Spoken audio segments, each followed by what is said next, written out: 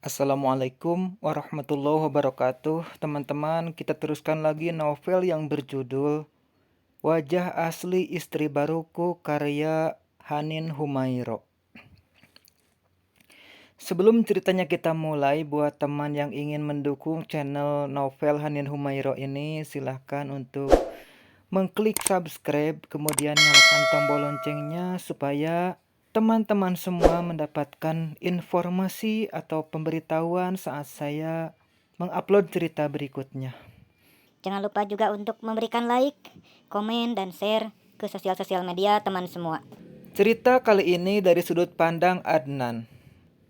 Duka akibat perpisahan ini tenggelam oleh kebahagiaan sebab hasratku memiliki Ella tergapai. Yang melintas di benakku adalah bagaimana menikmati manisnya madu pengantin baru.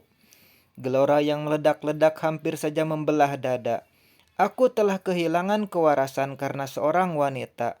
Ella itulah dia, pemilik wajah secantik rembulan dipadu bodi sempurna. Kaki jenjang dengan kulit laksana porselen mampu menyihir mata batinku. Aku kalah hanya karena kerling manjanya. Sungguh, semua kebaikanku sebagai pria terlibas oleh nafsu menggila.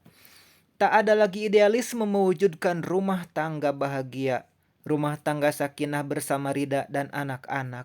Semua terempas oleh nafsu durjana. Persetan dengan janji sehidup semati bersama Rida. Semua hanya lintasan masa lalu yang lekas-lekas harus kukubur di palung hati. Istriku sekarang adalah Ella. Dialah yang akan membersamai dalam menjalani hidup ini.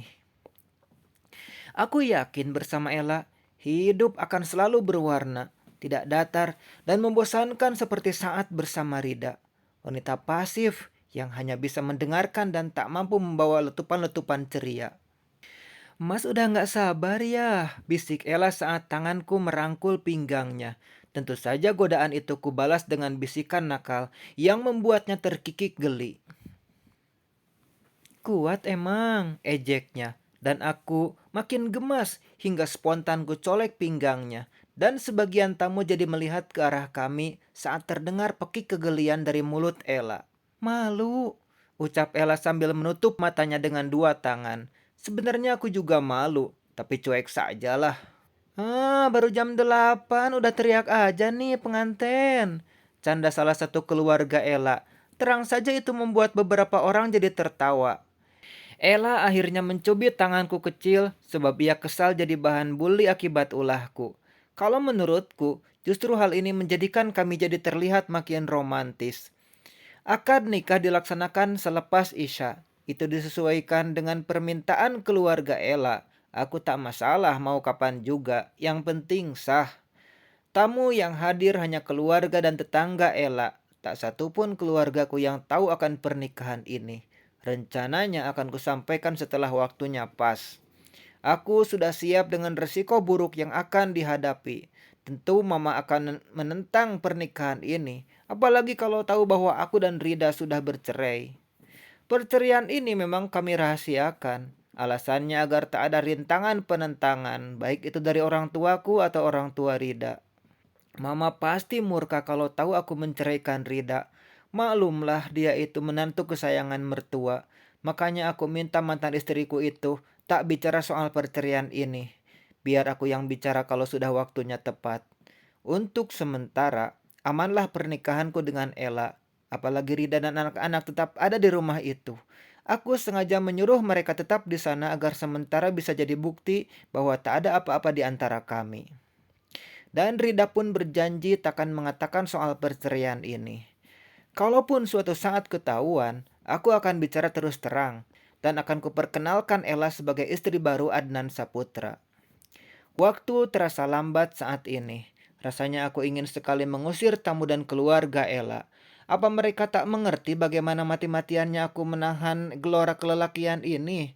Aku yakin, andai para lelaki itu di posisiku, sudah dipastikan mereka akan sama. Sangat ingin menerkam mangsa. Apalagilah yang diinginkan lelaki di awal pernikahannya, pastilah hal itu. Sabar Thomas, bisik Ella saat mendengarku berdecik kesal. Ia pastilah tahu apa yang membuat suaminya ini menjadi tak semeringah. Meski hanya akad, Para tamu yang datang ternyata banyak juga. Itu membuat waktu kami melayani mereka makin panjang, dan itu mengesalkan. Sepertinya orang tua Ella sengaja ingin pamer menantu barunya. Mungkin karena jabatan dan kekayaanku yang membuat mereka merasa perlu untuk unjuk gigi. Pukul 10 malam, barulah semua tamu pulang. Kini hanya ada aku, Ella dan orang tuanya di rumah ini. Orang yang membantu penyelenggaraan acara juga sudah pamitan. Seolah mengerti keinginan pengantin baru, kedua orang tua Ella langsung beristirahat. Aku pun tak mau menunda lama, langsung saja memboyongnya ke dalam kamar. Meski tak seluas kamarku, tempat ini masih tergolong nyaman untuk menggelar malam pertama. Kasurnya juga empuk dan cukup untuk berdua. Dekorasi kamar pengantinnya juga cukup bagus lah. Suasana romantisnya dapat, apalagi ada wangi-wangian aneka bunga asli. Makinlah mewujudkan keinginan memadu kasih. Selama aku dandan, Mas gak boleh ganggu ya. Mas di luar dulu. Nanti kalau sudah beres, aku panggil.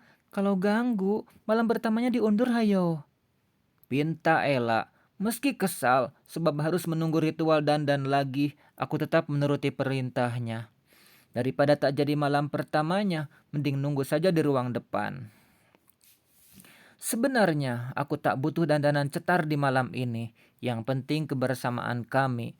Tapi mungkin Ella ingin mempersembahkan yang terbaik. Jadi tunggu sajalah. Nasibmu, Adnan. Cerita berikutnya dari sudut pandang Ella. Aku harus tampil sempurna di malam pertama kami. Seluruh make up wajib dipakai untuk mengangkat kecantikan wajah ini. Bukan karena paras yang jelek, tidak sama sekali, tapi ingin lebih cetar saja. Kecantikan yang kumiliki sejak lahir ini adalah senjata ampuh untuk menaklukkan laki-laki. Tanpa make up pun pasti mereka terpesona. Hanya saja akan lebih terjerat jika lebih dipulas dengan paduan warna eksotis. Sudah banyak lelaki kaya yang terjerat oleh pesonaku. Mereka bahkan rela meninggalkan istri, tunangan, atau pacar demi bersamaku. Sepertinya aku wajib diberi gelar sang penakluk pria. Ada kebahagiaan tersendiri jika sudah bisa menaklukkan seorang pria. Apalagi jika korbanku itu kaya dan beristri. Kepuasan memenangkan pertarungan dengan istri sah itu benar-benar menjadi candu dalam hidup ini. Mas Adnan bukan korban pertamaku, tapi ia yang paling sulit ditaklukkan. Tarik ulur perceraiannya saja berlangsung 1 tahun, namun kepuasannya juga sebanding. Tanpa perlu bersih tegang dengan istri sahnya, aku telah menang. Aku telah selesai memulas wajah. Tampilanku kini makin glowing dan memesona pasti. Saatnya memakai lingerie yang modelnya paling erotis. Kini, takkan ada wanita yang dapat menyaingi kecantikan Ella Raharjo. Akulah ratu sejagat malam ini. Akan kubuat Mas Adnan terkapar menggelepar. Saat keluar kamar nanti, aku akan melapisi lingerie dengan piyama tidur. Tak mungkin kan berpenampilan seksi di luar kamar. Bagaimana kalau kepergok orang tua? Mas, bisikku pada lelaki yang tengah tertidur di sofa. Saking lama menunggu, suamiku sampai pergi ke alam mimpi.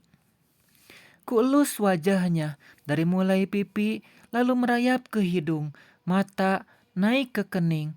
Setelah itu turun kembali ke pipi sebelahnya hingga dagu. Setelah itu turun ke pipi sebelahnya hingga dagu. Karena sentuhannya berulang, Mas Adnan terbangun juga. Kelopak matanya perlahan terbuka, lalu tangannya cepat menangkap jari ini. Dengan sigap ditarik tubuhku hingga wajah kami bertemu. Ini di ruang depan, Mas, bisikku. Refleks lelaki itu bangun hingga aku pun terangkat. Ia mengedarkan pandangan sebentar untuk memastikan ucapanku benar. Setelah sadar, langsung saja lelaki itu menuntunku menuju kamar. Selanjutnya kami pun melaksanakan adegan panas malam pertama dambaan pengantin baru. Mas Adnan memboyongku ke rumah kedua miliknya. Sebenarnya aku dongkol, sebab ini bukan tempat tinggal utama. Memang sih rumah ini tak kecil, untuk ditempati kami berdua terlalu besar malah. Bangunan 2 lantai ini pun berdesain mewah. Dindingnya didominasi kaca seperti rumah modern pada umumnya. Hanya saja tetap bukan yang utama. Aku pernah melihatnya dari kejauhan dan itu mewah sekali. Kenapa juga wanita pecundang itu tetap ada di sana bersama anak-anak bodohnya? Harusnya dia sadar diri dong. Kalau Nyonya Adnan Saputra kini sudah diganti oleh Ella Raharjo. Sejujurnya, aku tak sabar ingin mengusir wanita dan anak-anak sialan itu. Aku tentu harus menguasai seluruh kekayaan Mas Adnan tanpa diganggu siapapun. Tentang anak-anaknya, aku tak peduli. Mereka bagiku tak lebih dari makhluk menyebalkan yang tak harus ada di muka bumi. But, saat ini aku tak boleh memperlihatkan keinginan itu. Tahan dulu dong, sampai Mas Adnan benar-benar terikat padaku. Jadilah ibu peri baik hati untuk sementara waktu, jangan menampakkan wajah asli. Makasih ya Mas, rumahnya indah banget, aku terharu. Kupeluk lelaki yang membawaku masuk ke dalam ruangan. Aku sengaja mencolok mata agar bisa keluar air dari dalamnya. Jelas dong, harus terlihat sangat terharunya. Aku beruntung banget punya suami sebaik Mas Adnan. Aku benar-benar bahagia. Mas Adnan mengeratkan pelukan. Ia mengelus rambut dan punggungku lembut. Aku yakin hati pria itu sedang berbunga-bunga mendapat pujian istrinya. Kita lihat ruangan lain yuk. Ajak Mas Adnan sambil menggandeng tanganku. Dengan menempelkan kepala di lengannya, aku mengikuti langkah pria ini. Barang-barang di rumah ini look semua. Tataan ruang juga peletakan furniturnya elegan.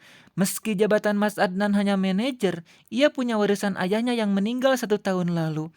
Jadilah kekayaan yang dimiliki lebih dari gaji manajer. Mas Adnan bilang sudah lama ingin berhenti jadi manajer sebab akan membuka usaha sendiri. Namun selalu ditahan oleh bosnya karena dia salah satu pegawai handal. Makanya terus-terusan diberi kenaikan gaji dan tunjangan. Aku sih tak peduli. Yang penting, uang mengalir ke rekening. Mau dapat dari mana tak jadi bahan pikiran. Aku hanya fokus bagaimana bisa menghamburkan uang dan bersenang-senang. Sepulang bulan madu, Mas Adnan kembali masuk kerja. Sementara aku tidak lagi bekerja sebab diminta olehnya berhenti. Aku menuruti itu sebab memang keinginanku juga sama, hanya ingin menjadi seorang nyonya. Uang ngalir tanpa perlu banting tulang dan peras otak. Dalam mengisi hari-hari, aku menghabiskan waktu shopping, ke salon, kumpul bareng teman-teman, jalan-jalan dong pastinya. Apalagi coba selain memanfaatkan kekayaan suami. Selain itu, aku juga harus eksis di Instagram, Facebook, dan semua kanal medsos. Tujuannya ya pamer lah biar kejang-kejang semua mantan-mantanku. Tentu saja netizen-netizen julid itu akan semakin dengki. Rasanya puas banget. Pekerjaan rumah, enggak banget deh. Biar semua ART saja yang kerjakan. Aku tak sudi sedikit pun menyentuhnya meski hanya membuatkan kopi untuk Mas Adnan. Rida, Rida. Enak bener ya jadi ratu pengganti kamu. Jangan salahkan aku yang telah mengambil suamimu. Berkacalah pada diri sendiri kenapa Adnan sampai menceraikanmu. Rida, kamu itu terlalu tolol jadi perempuan.